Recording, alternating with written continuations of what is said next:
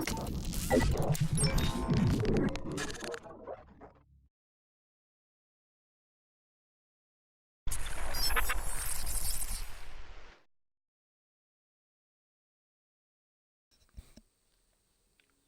guys, I'm CLINTFLAIRWOOO. Welcome back to another Division 2 video, and this is all about the Title Update 6 PTS patch notes that came down yesterday. I've given it 24 hours to kind of digest and talk to you guys, the community, about the upcoming changes and how I feel that some are good and some potentially bad.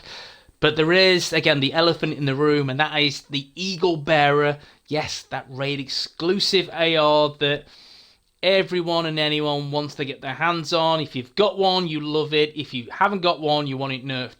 That's where this weapon sits, in all honesty. I think there's very few people that have the weapon and say, yeah, it's a bit too powerful, in all honesty. I'm in the camp of I don't have the weapon, but at the same time, I don't want to nerf. I'm not going to stand here and say this weapon should be nerfed, this should be this, should be that. You know, all I'm going to say is the devs made a decision based on the damage output given the Eagle Bearer, and you've got, again, there's a weapon balancing update which is dropping in the next few months. So guys, you know, you've got to bear in mind that they will make changes to the whole weapon archetype structure to get everything to fall in line. Frederick Freilander has said before, the P416 is a little bit too powerful. So you can imagine the Eagle Bearer, where that's sitting, because that's more powerful, yeah? So that's in a much stronger position. See, I knew it was coming. So for anyone to say, I didn't know they were going to do this, guys, wake up, smell the coffee. It was coming for a long, long time.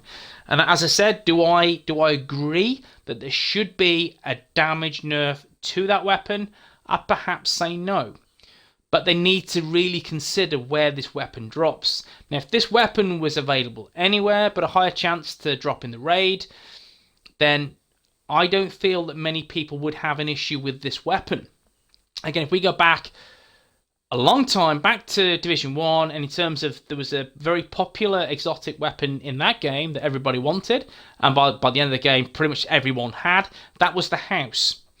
Now, the House, you didn't have to be in a raid group, you didn't have to be in an incursion, you didn't have to be 4-man DZing, you'd have to cut a rope and a house drops. The House could be anywhere and everywhere in that game. Now, the House was a close range, within 10 to 15 meters, was the best weapon in the game. In my opinion, if I'm wrong, comment below. But that weapon was so powerful that if you didn't have it on your build, you'd be in a disadvantage. Yep. Especially if you're a run and gun kind of player, like I was in Div 1. So the House was your go-to SMG. Don't get me wrong, you know, there was some really good, like the Lightweight M4 was really good at range to do some crazy damage, but up close and personal, then the House was just insane. So how many people complained about that weapon? Not many. Not many at all, and that's because it could drop everywhere and anywhere. So everyone, every Tom, Dick and Harry could have that weapon. The Eagle Bearer, again, it is restricted or tied behind the raid. So again, if you look at the percentage of people that have done the raid, we're looking about 5% and less of people that on Xbox that have the game have completed the raid, and that's a very minuscule amount that have got this weapon. On PS4, I guarantee there are more because Mr. Commendation has ran everyone through that, which is awesome. Well done, mate. Check his channel out, please do. But guys, this weapon is secure, tightly locked behind this, obviously, structure being the raid. And again, it does restrict so many players from entering the raid because you need 8 players. Yeah, there's the discovery mode and all that jazz, but again, you're not going to get an Eagle Bearer from the discovery mode. So guys, this is a very long, drawn-out topic, and there's no right or wrong answer, in my opinion. You go on social media, and you will see someone has an issue with it being nerfed by 15% for the damage output, and again, you will see people dancing through the streets naked that it's had this nerf.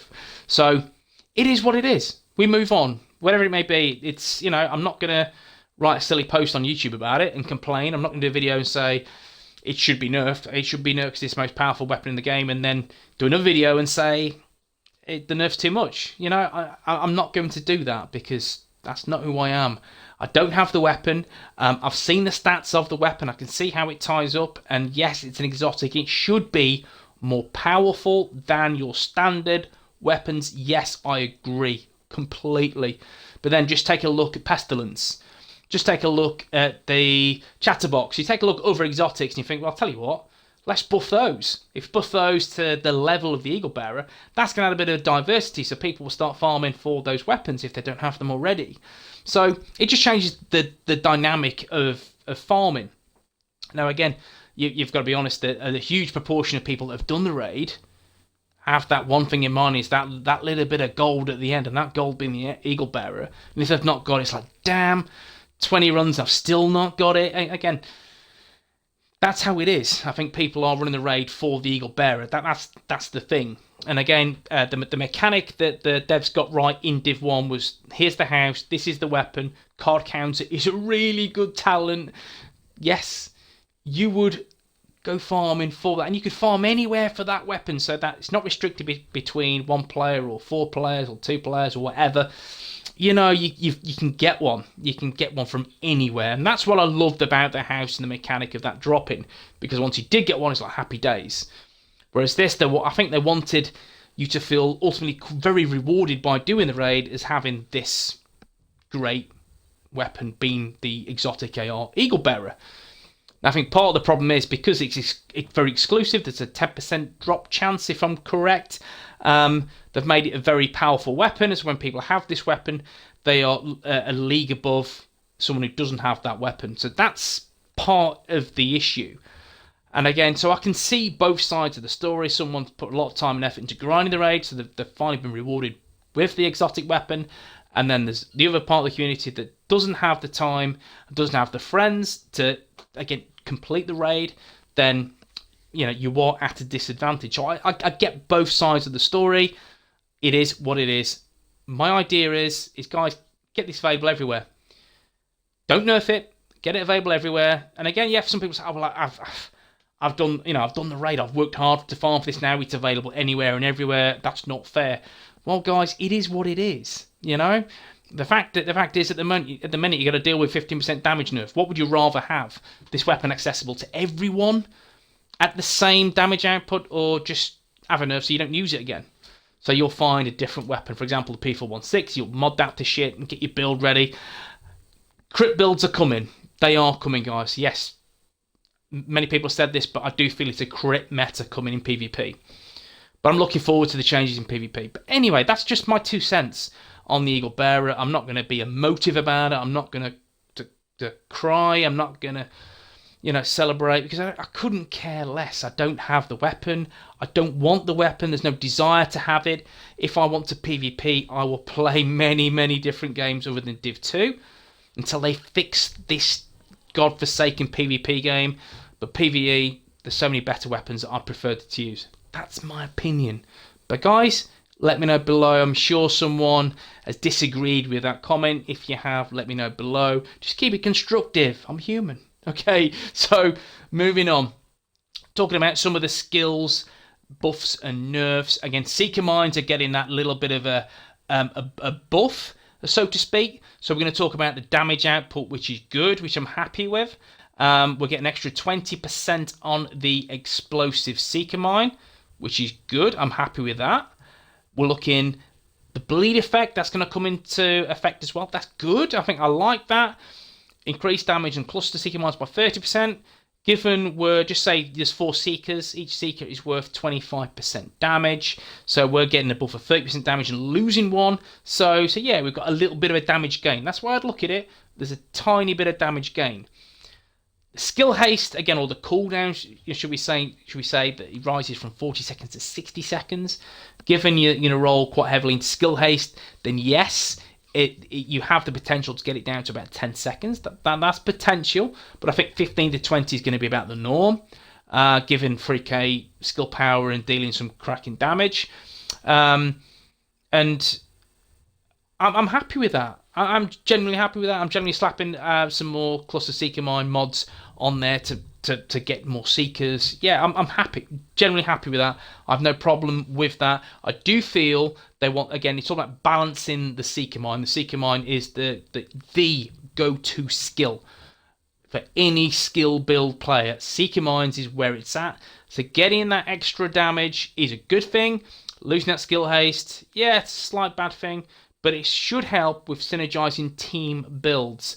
So now you could get multiple different playstyles with multiple different skills. So they are buffing other variations of skills, which I'll talk about now.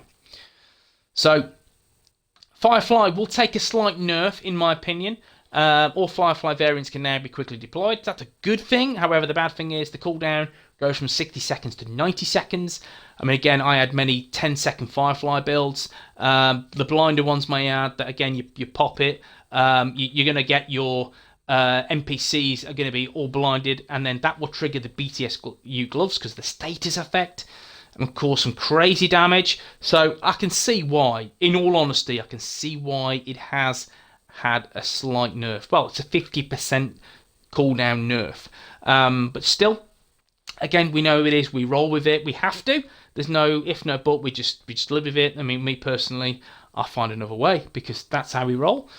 Now, in terms of the positives from the news, the skills, the turret, the assault turret and sniper turret damage is now affected by the damage to elites attribute. That's a great thing.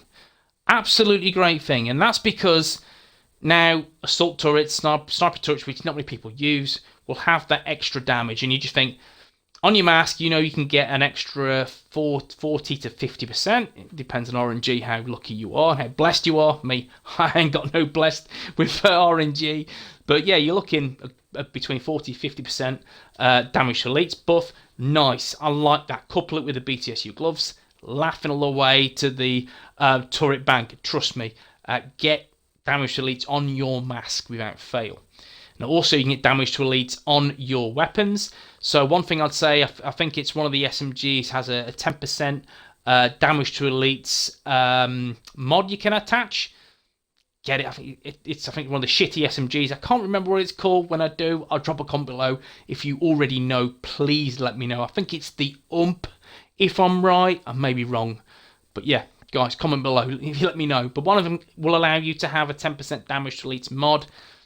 Couple that with, just say, 50% damage to elites. That's 60% damage to elites. Tasty.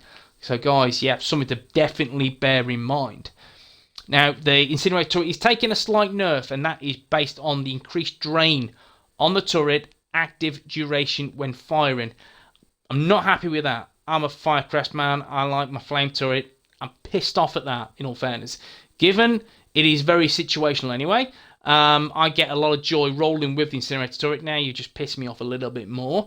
So what you guys need to do, yeah, I'm going to demand and fist pump and all this kind of crap. I'm going to say this particular turret, the flame turret, needs to be auto-targeting. It needs to have the auto-lock-on to NPCs.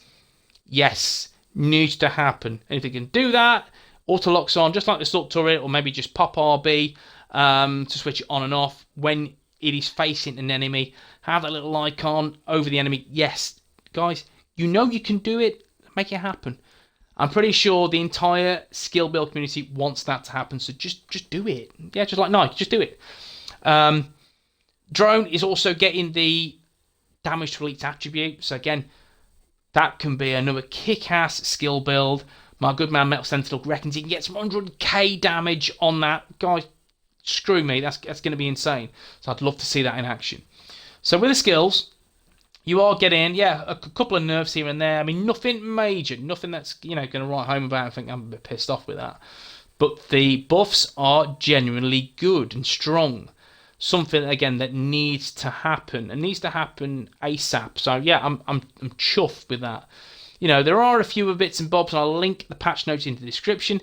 These are things I wanted to cover now. And yeah, there's plenty of new weapon talents and gear talents and all that kind of stuff that we can talk about if you wish. But what I will say is check out MacGun17. He has done a really good, insightful and informative video based on those attributes and skills, and just showing you those particular talents in action and what they're all about. And it's a really good video. So yeah, guys, yeah, this picture on the screen now. Yeah, there you go. MacGun17. Check him out. Now, finally, guys, I just wanted to say is that Title Update 5 was a massive step in the right direction for the game in terms of skills. They made skills viable. Before, they were pansy-ish, piss poor, underpowered, and yeah, this wasn't a division game. It wasn't for skills. It was nowhere near.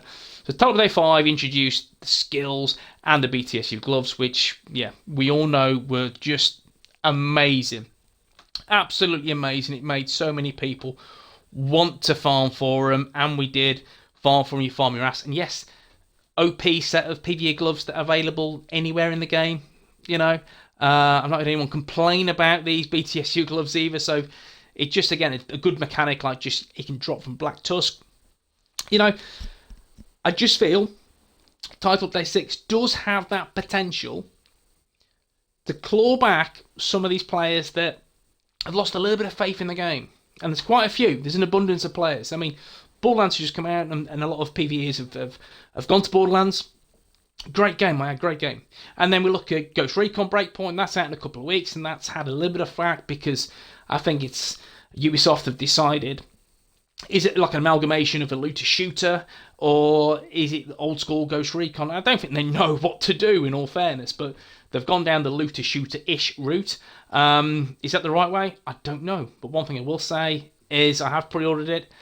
On day one, I've gone for the Ultimate Edition, which is the Season Pass. I'm all in for Ghost Recon, so I will be playing that from day one. And yes, it will be very, very big on the channel. Don't worry about that. If you're a Ghost Recon fan, I will have some really good videos. But again, if you watch them, if I get views on them, I will do more. You know, it's as simple as that.